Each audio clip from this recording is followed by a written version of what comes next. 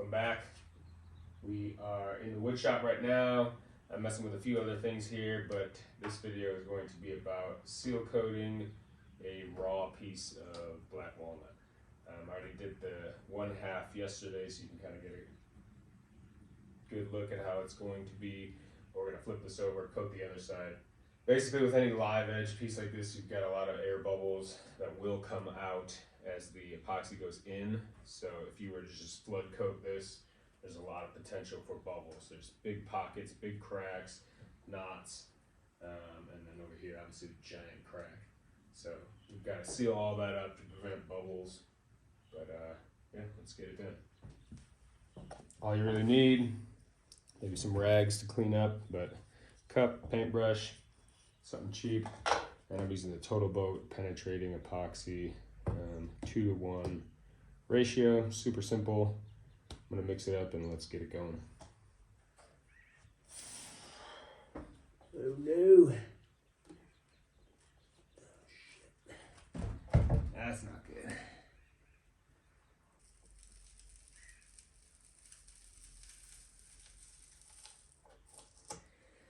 Well, that sucks. Accidentally glued one of my bench cookies. Be careful. Obviously, some of the epoxy fell through the crack there. And kind of a bummer, but I can sand that off, no problem.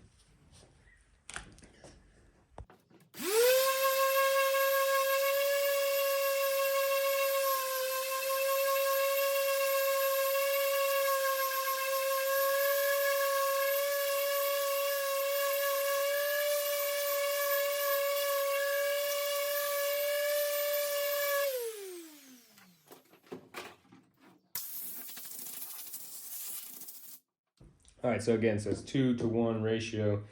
So I'm gonna do 30 and 15 milliliters.